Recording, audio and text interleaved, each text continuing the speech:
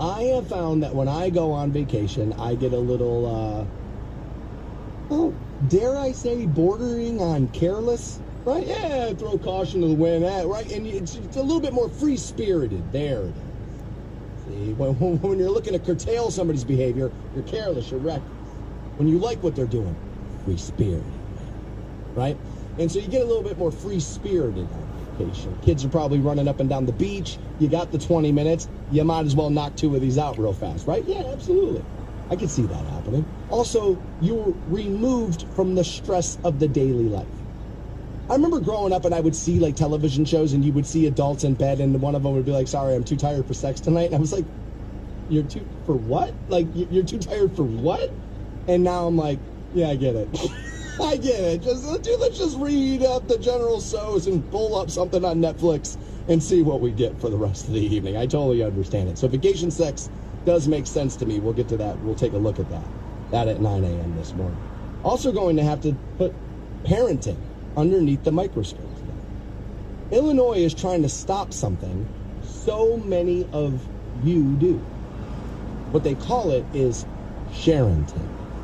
What sharenting apparently is, you're a little bit of an influencer. Whether you're being compensated for it or not, you kind of are, right? We've kind of all turned into that. So what parents can be very guilty of is using their children for content. We saw, I think it was Japan, it might have been, I think it was Japan. There was a couple who pretended to leave their 2-year-old daughter in a locked hot car for content. It backfired. People did not think that was funny.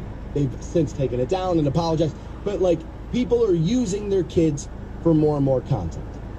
The problem is people are making the argument. You're not asking your children. Also, you tell people, be careful what you post online because it might come back to haunt you one day. Now, I know what you're thinking. Well, I'm not going to post anything about my kid that can come back to haunt them. Do you know what sensibilities are going to be in 10 years? You don't. You know how many things got posted on social media when it first came out that people thought would not be problematic at all? And so many of those comments will get you kicked off certain social media platforms because it doesn't exist. It's what everybody thought when we invented these things, but it goes against our standard. So you got to be a little careful about what you're posting, whether it be you, a coworker, a friend, no matter what it is, but especially with your children. People are making the argument your kids aren't getting a choice in this, and you're using them for money and fame, notoriety. We're all turning, essentially the argument is you're all turning into dance moms. Now, I don't think it's true that everybody is doing this, but apparently it's enough of a problem where Illinois says we're stepping in here. And we'll take a look at that law and we'll do that coming up. That's at 8 o'clock this morning. Also, you've heard about toxic masculinity. You've heard about toxic femininity. Both exist, right? Both get widely exaggerated about how often you'll see it, but they both are out there and they exist. Another term that's been popping up a lot is toxic positivity. It can happen. These are the platitude people in your life who want to tell you everything you're going through is fine. Just pick yourself up, dust yourself off, rub some dirt in it, put one foot in front of the other. All of that stuff. You ever deal with somebody like that who they don't realize, I just want to be pissed, but they just have to sit there, oh my God, and just look at everything around you and manifest the thing out of the sky, and you just want to punch them in their face. Toxic positivity is a massive problem, they're saying, in offices, in homes, everywhere, and I think I tend to agree with this. Now, positivity's not my default position, so maybe that's why I feel that way.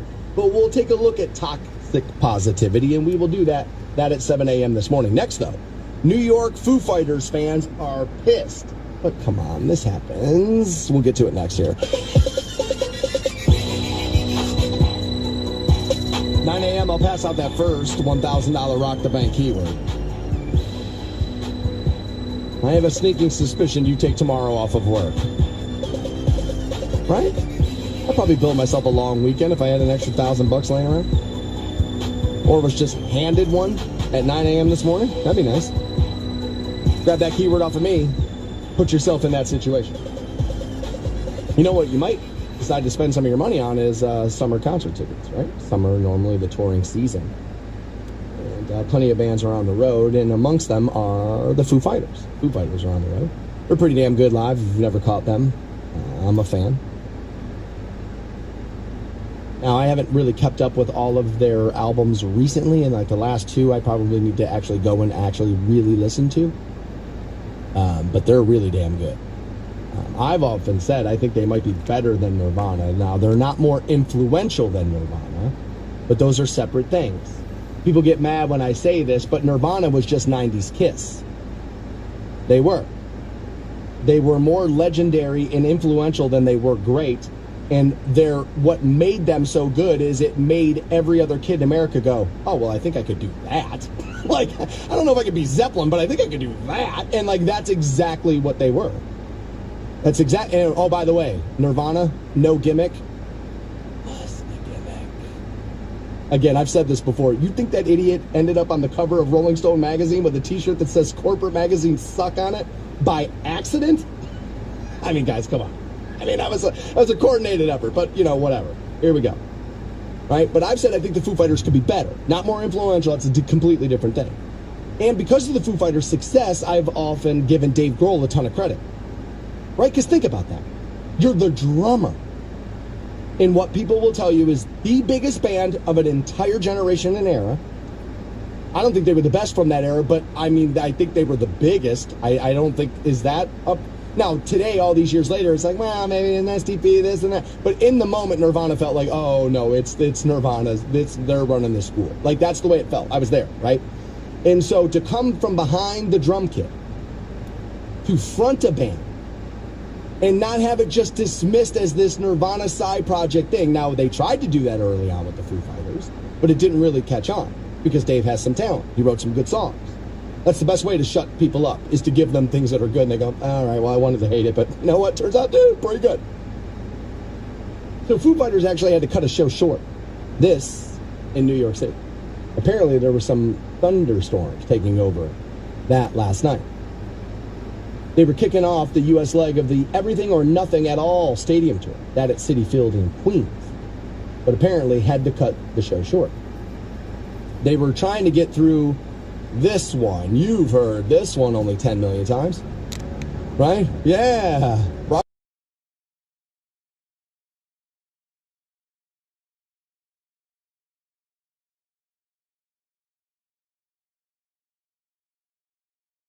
Me, I should play on the radio. The band won't play them from the stage, but apparently I'm supposed to ruin my ratings by playing them in here. Whatever. Anyway, so they were trying to get through Everlong.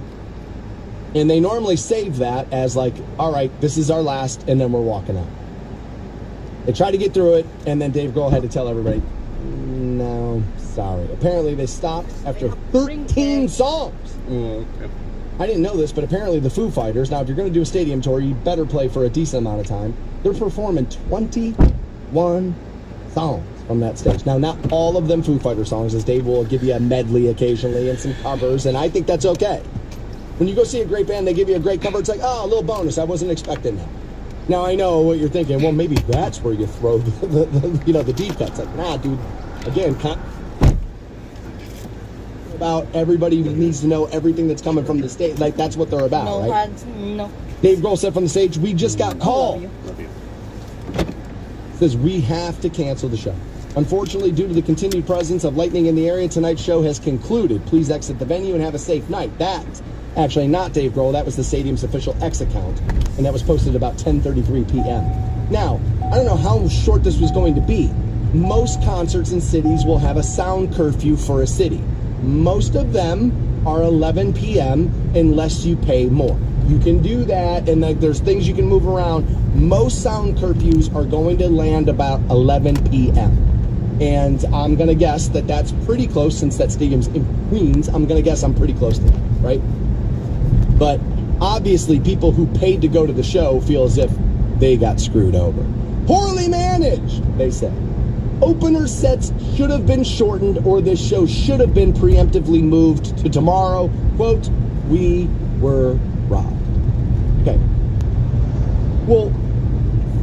The second solution's crazy. Preempt a concert to the following day. Like, you have no idea, like, the madness that is. The security, the traffic, the nacho guy, the this. Everybody who bought tickets, they made their plan for that night versus now they got to get the babysitter for tomorrow and this. And right, you can do it, but people really go out of the way to try not to do it. Shortening the opening act sets because you think this may happen, that actually not a bad fan suggestion. Another said, and this is how silly people can be, I thought this said rain or shine. Check out the big brain on bread. Yeah, rain or shine. It does not say lightning or shine. They're standing up there on an entire stage filled with metal and electricity. But sure, they should have to finish Everlong for you because you paid $70.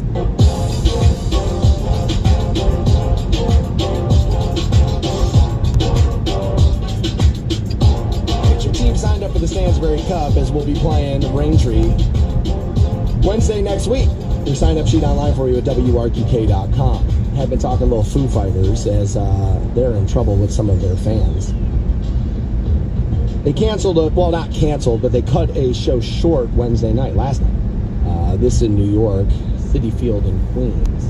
I forgot to bring the eye they got through about 13 songs. They normally play, I think it's 21, which I think is a pretty good performance there. Now, they're doing stadium shows, so you kind of have to do that. Right? You're going to have to get out there and play a little. Now, apparently, they had a couple of opening acts there. Dude, I've been promoting that show in like 4 different cities, like Cincinnati, like the Cleveland show. I've been promoting that at a couple of different radio stations, so I've lost sight of like who's playing where and when. But apparently they had a couple of openers, and one fan said, well, what you should have done is cut their set short so we got the full set of the Foo Fighters if you thought this was going to happen. You know, another fan said, my ticket says rain or shine. Why are we canceling because it's raining? Well, they didn't cancel it because it's raining. They canceled it because of the lightning. That's different. Lightning storms is different than rain. I know you know that. And so did the person who posted that online. They're just upset because they didn't get their whole set and, you know, tickets are expensive enough already. And I'm not on people about that one. Concert tickets are expensive enough already, right? One of the concert goers said, just preempt it and do it tomorrow. It's like, okay. I don't know what Citi Field holds, but I'm going to guess 45,000, if not more. And I don't know if they sold it out, but I know they've been doing a pretty good job. And so that's going to be a lot of people and babysitters and when do I go? And I have to work tomorrow, but I didn't have to work today. And like others, I mean, that's not an easy decision. Something else could be booked for Citi Field today. I doubt it, but something else could be. Also, where are the Foo Fighters supposed to be today? They're probably supposed to be somewhere else. They don't get that many days off on the road. You know, you build 1 or 2 in here, okay, fine. But most of the time, dude, you're keeping a pretty tight schedule, trying to get in and out, right? Now, I get it. You're walking out of the venue. You have the ability to pass out your opinion. You haven't really thought about it. You're just like, I'm just mad right now. And I understand it. That's 90% of the comments on social media. That's why I always say, I'm like, we should probably not overreact to everything we're saying because this isn't what people really think. It's not what they really would be saying. They're saying it in the heat of the moment. Right? We were talking about that a little bit, and I had said, and I've said this before, that I think the Foo Fighters are better than Nirvana. Now, more influential, it's not close. Nirvana made more people want to pick up a guitar and play, and that's why I've always said, to me, they're 90s Kiss. Like, their peers outpaced them musically in the scene, yet they were talked about. Now, I know, well, Kurt didn't wear, uniforms, this and that. You don't think what they were wearing was a little bit of a grunge uniform? I mean, guys, it is kind of. It is there a little bit. And the songs were short, simplistic, and easy to play. 90s Kiss. Welcome to it. They're the same band. I know nobody likes that, but it's essentially true, right? And I said, Foo Fighters, I think, are a better band. Dustin brought up an interesting point. Because I was talking about how, Dave Grohl came out from behind the drum kit to become a front man. Not only is he accepted, he's universally loved. That dude was able to trash Taylor Swift from a stage. It was a story for half a day. Now, nah. Now, what does that prove? What do I always tell you? You're not judged in the moment, baby. You're judged by who you were leading up to the moment.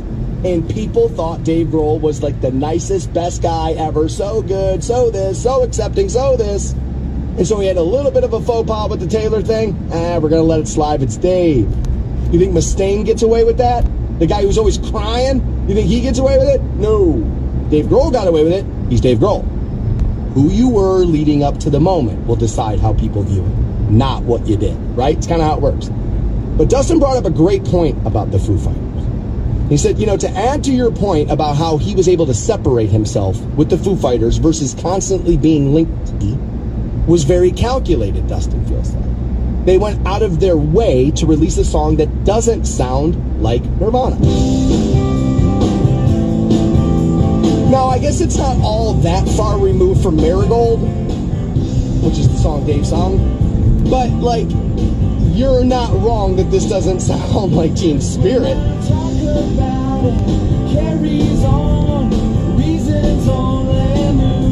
You're not wrong. Another thing he did that I thought was smart with the Foo Fighters, it wasn't necessarily my favorite thing, but one of the things I think that he did was smart was he brought comedy into a band that's not comedic. Their videos were over the top and like almost like a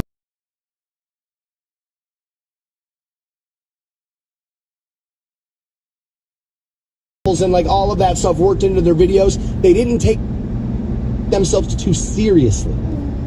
And so all of a sudden it was like, okay, he's not like Kurt died and I'm sad and I'm a savior, write 100 songs about it. And it's like, that's not what happened. He kind of shifted and it became a little easier in that, in the friendship with him and Taylor Hawkins, between those two is, you know, was, you know, for a word I use maybe too often, infectious a little bit. Felt like they were fun.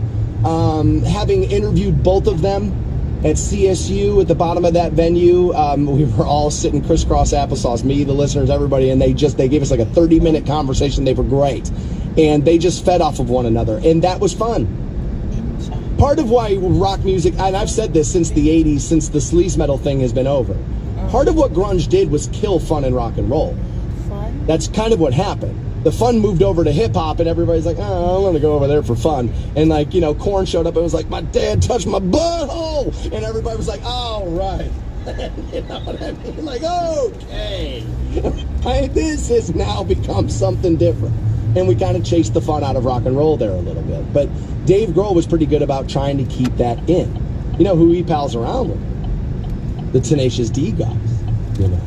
Jack Black was in a few of those videos, if memory serves. Dave Grohl was in Pick of Destiny. And that Kyle Gass story won't die. Now, look, I understand what people were upset about it.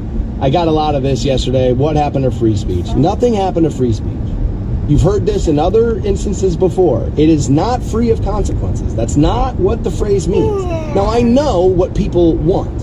Well, I would like it to be free of consequences. We think we do.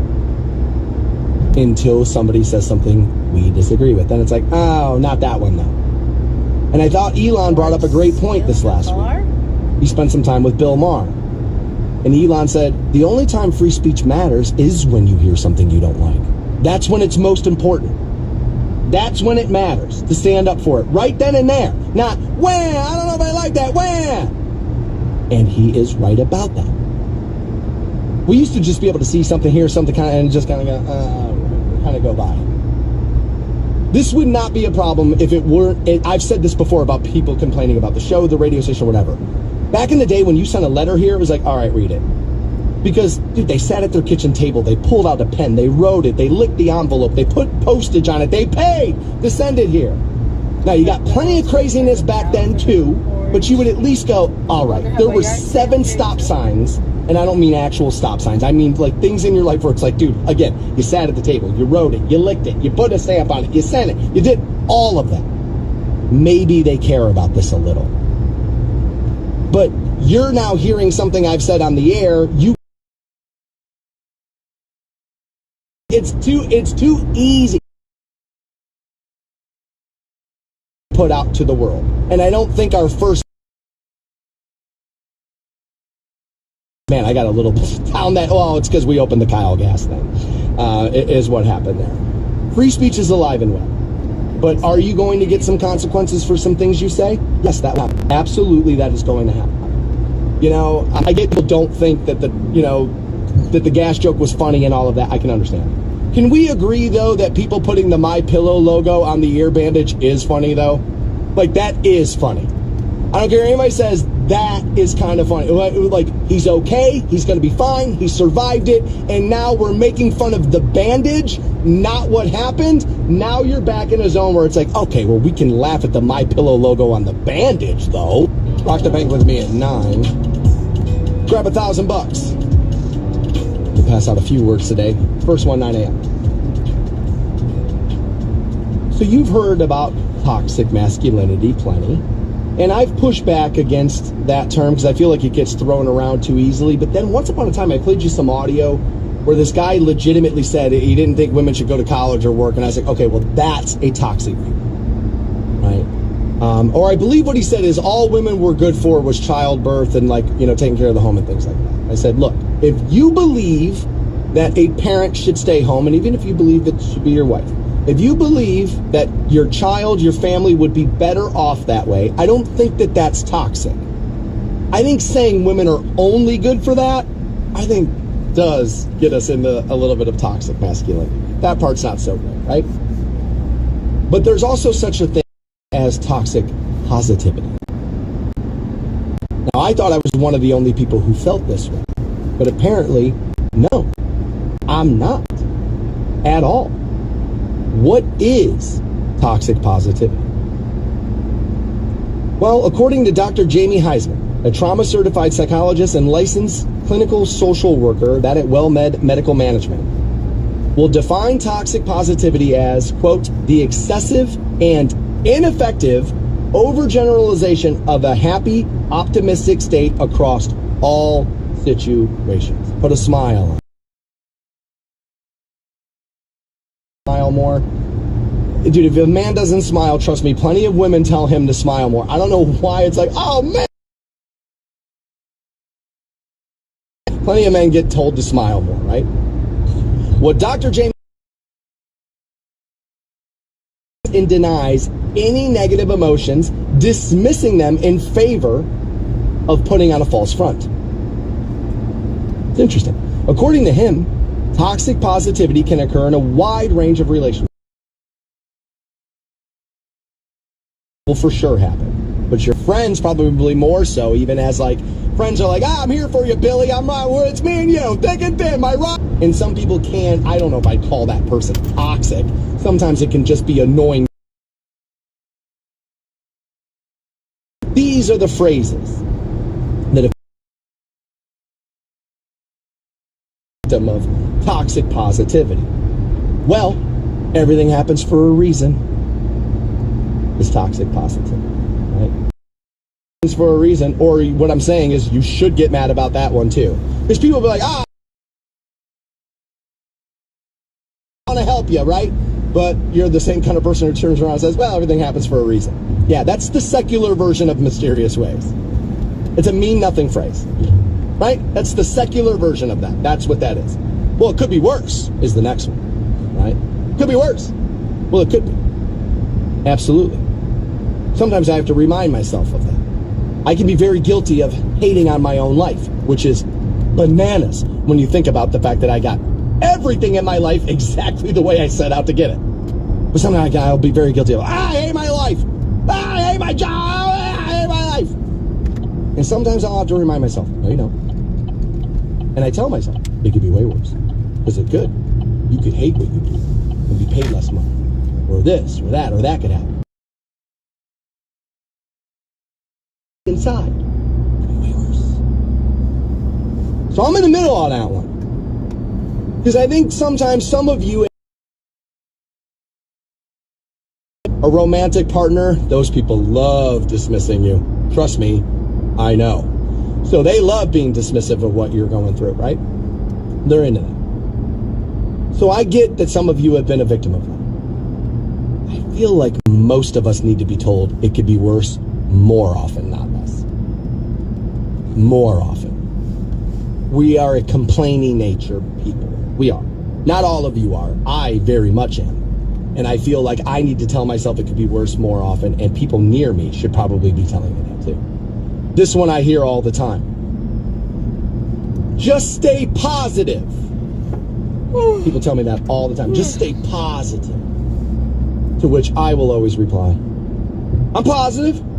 I'm positive I'm right. This is going to suck. Right? Like I'm one of dude, I'm one of those. Here are other options that you're hearing. Oh, you're always just so negative. If you're saying that when somebody tells you they're upset, depressed, or sad about this, oh, you always just focus on the negative. That's toxic positivity. I don't really like the term because it just sounds like somebody's being malicious. But I don't believe that they always are. I dated a woman who was platitude-centric. And she's an angelic person. She is. And she really does see the best in all of us. I don't know how she does it. She has had a life to which you would think that would never happen. I've never met a woman more unlucky than her in my life. But for some reason, she always saw the best in you and I both. I don't understand from where she pulled it. I don't think she was toxic. But yes, she was almost positive to the point where I thought to myself, how much of this is a put on? And maybe not. Like, eventually, I had to say it to many eat tomorrow. But can you just, for the love of all things holy, will you just let me be pissed for 10 minutes? Please, will you just let me have this feeling?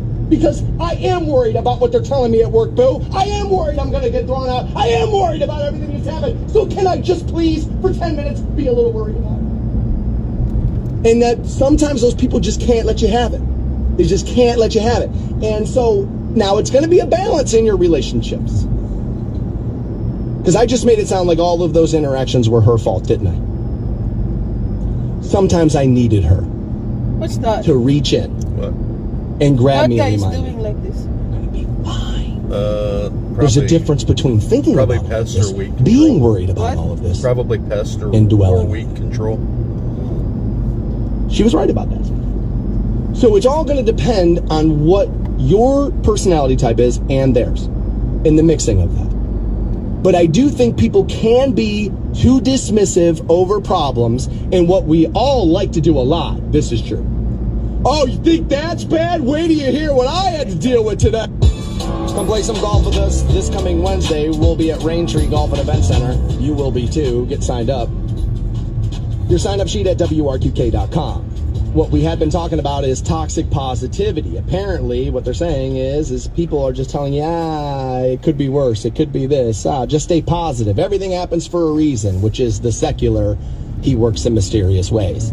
I've told you before, everything comes back to the Bible. Every last thing, whether we believe in it or not, fake it till you make it. Otherwise known as act as if ye has faith, and faith shall be given to you. Literally, everything goes back to it, but okay. But we've been talking a little bit about toxic positivity and, saying, chin up, it's not that bad, that what you're doing is being dismissive of people. And they say you're doing it under the guise of trying to be helpful to them, but really you're not. Dismissing feelings is normally a bad way to go through life. And it really is if you think about it. Because you dismiss your own feelings. Sure you do. I'm a man. I never get sad. I've never cried about this. I'm a man. I rub dirt in it. Denying some feelings there at least some of the time. Right? Yeah, sure you are. Right? Now, being negative all the time is probably not great for you either. And I know all about that. Right? But sometimes you're on the receiving end of toxic positivity. I don't really like the term because it sounds like people are trying to be malicious, and I don't think all the time people are. Sometimes people are telling you, get over it. And it could be worse is saying get over it, right? It's a more kid-gloved version of that, but that's what it is. And you're not, it's, we kind of pick and choose where you're allowed to tell people to get over it and where you're not, right? And so I think, especially when you're talking about your partner, spouse, whatever the hell the word is, when you're talking about that person, you don't want to be real dismissive there because resentment's going to be. Resentment builds with a coworker. Okay, it blows over. Okay, now you're both in HR's office. He said it, he started it. Okay, whatever. But like at home, I think it can cause a lot of serious problems. Dakota was like, I honestly thought this was all going to come down to like the same thing as killing people with kindness. That was going to be toxic positivity. That is what it is. That's essentially what they're saying. Is that what people are telling you is I'm killing you with the kindness thing, right? Now, I guess what he means is that's reserved normally for when people are bless your heart, right? Where it's like, you don't mean bless your heart. You mean, oh my God, are you dumb? Right? Like that. That's kind of what he thought we were going to be going with this. And I think I can prove it to you by the way people act every day. Or this and that, and people are crying in social media videos and opening up and giving you this and giving you that. It's because people feel not listened to. Yada yada and you nodding along, but waiting to trump your story with how bad their day was. That can happen, right? That's being dismissive of feelings. That's going to make somebody upset.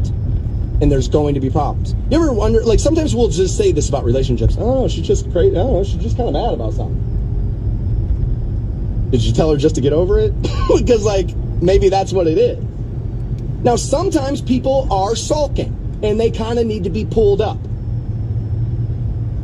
More often than not, we're being dismissive.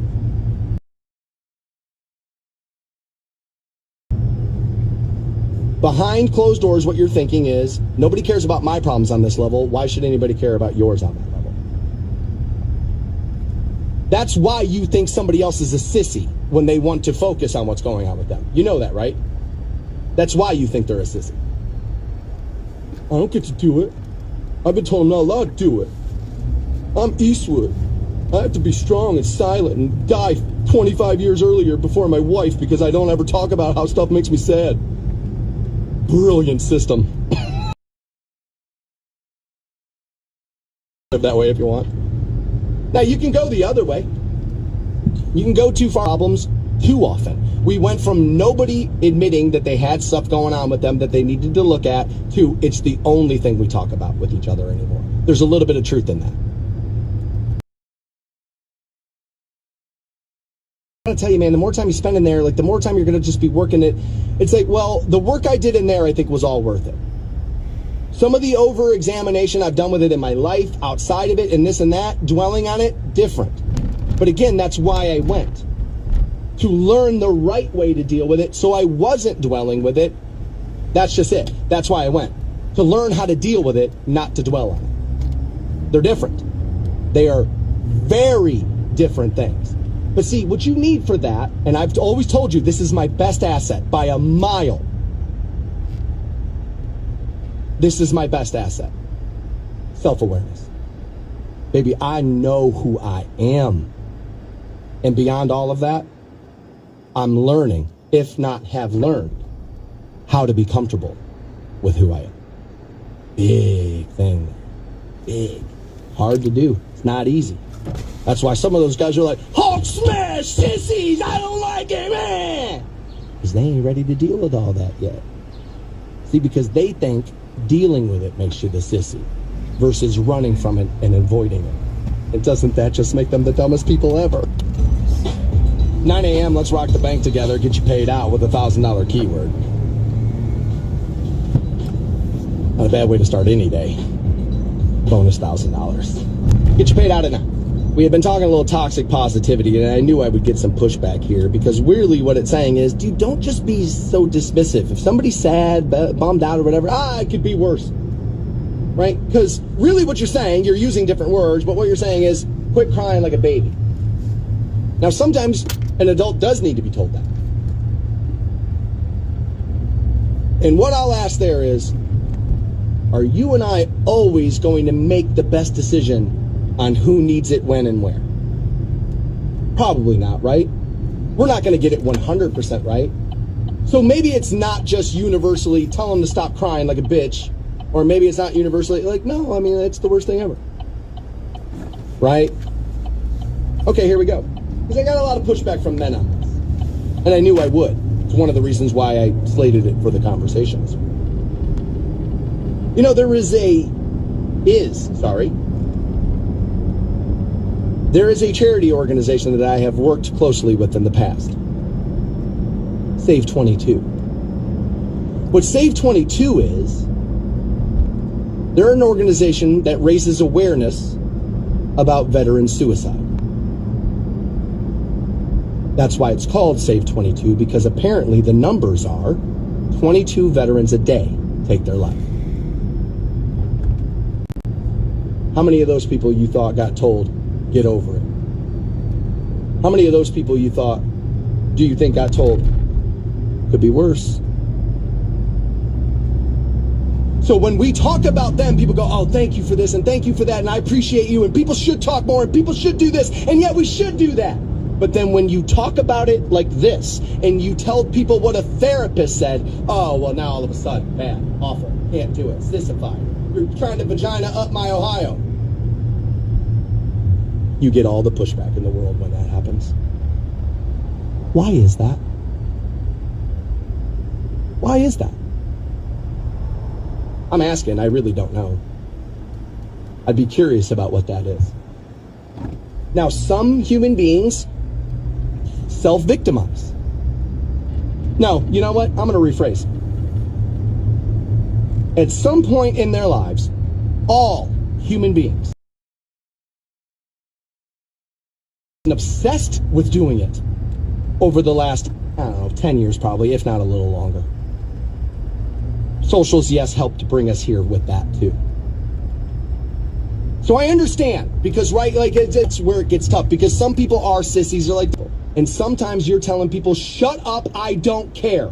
And the words you're using are, and telling them it could always be worse, and tell them, stop being the little bitch you are.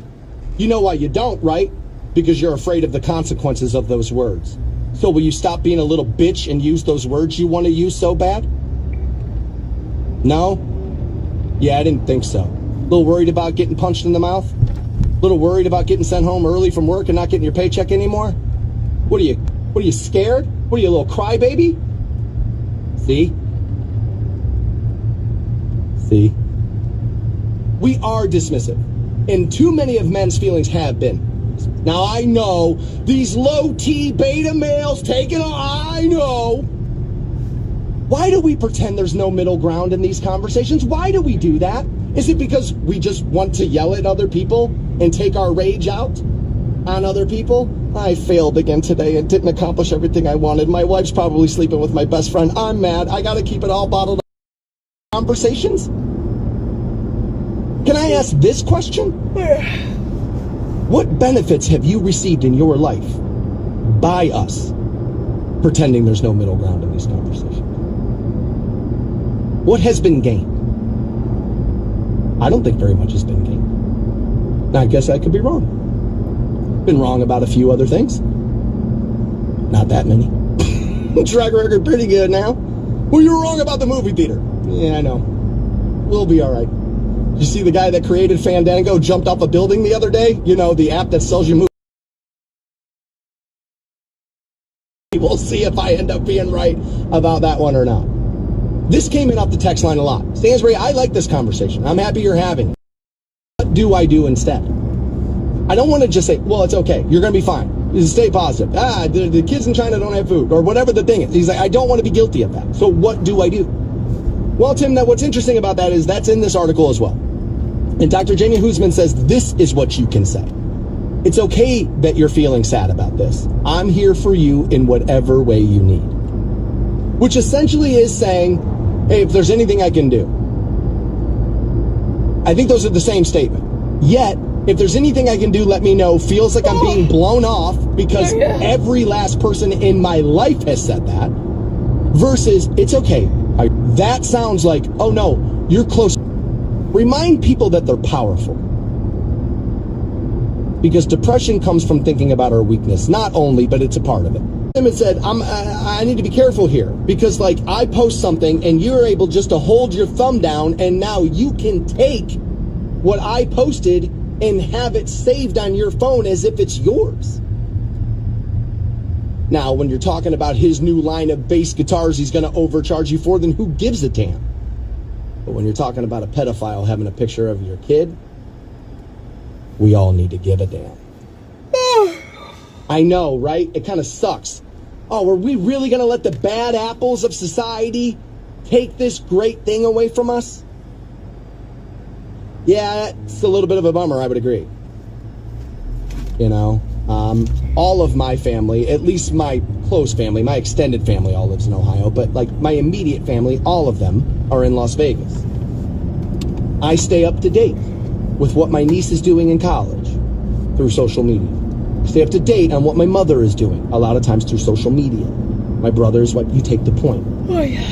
It makes it easier for me to see my niece, and I enjoy that. There are great positive things about these entities, but there are great and awful things about them as well.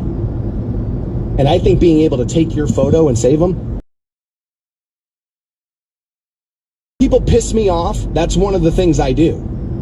I'll take their profile pic and make it the Stansbury Show's profile pic on Facebook. By the way, every last time I've done that, people beg within inside of 5 minutes. Please, please, all right, Uncle. Last time. That's crazy that we're able to. Many professors say, but we get it.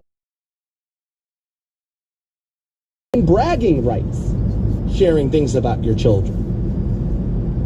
And it's true, right? This used to be the holiday newsletter that nerdy families would send out. Now we're all the nerdy family with here's our holiday newsletter, right? And like that's kind of what this is. And when your kid does something great, are you proud of it? Of course. And I think sharing things on social media is the new version of, oh, Billy stayed inside the color lines, let's put it on the fridge, right? I mean, it's essentially just the next version of that. It's a little bit more dangerous. They say there's a biological component of social media. Positive online social interactions, including comments or likes, trigger the release of dopamine in the brain. Which, for those of you that don't believe this is true, do you know what that means? Do you know what that means? Because what that means is, wait for it, you can become addicted to it. No, you can't. Social media can't be addictive, said the guys who were trying to tell you cigarettes weren't harmful in the 50s, but, you know, whatever. Ended up getting proven wrong on that. If it releases trade, sometimes that's the new comment. If you're trying to, you know, be a musician, rather, sorry, and you post your new song, people will say, hate from Canada. Use my comment as the hate button. Some of you guys, but some people are doing that. And I think it's a little bit of a problem. Why there's nothing more? Again, they're blaming COVID here. I hope I'm pronouncing that right. Am I pronouncing COVID right? I'm sorry, I haven't heard the word and for pronouncing it right. But they say it causes. They say researchers explain that this trend is only going to get worse because of it. It's intensified the risks associated with sharing things. They add that many parents didn't grow up with the internet and just aren't aware of some of those risks. Quote, much of the fodder for pedophiles is not manufactured. It comes from parents from these public posts. What that is, and I've told you this before, denial is part of life. It's a you would never leave your house. Corner you go, a little denial goes into enjoying life. Won't happen to me, it'll happen to Sally, not me, I'll be fine. Denial. That's part of life. And the same thing's happening with this. You know pedophiles are out there, and you know they want to look at your kid. But denial steps to the front of the brain, and it sends those thoughts to the back, and we don't get to it. And it overrides the, I should see little Parker on his first day of school, little Parker. You know what I mean? Because I've been guilty of doing stuff like that in the past.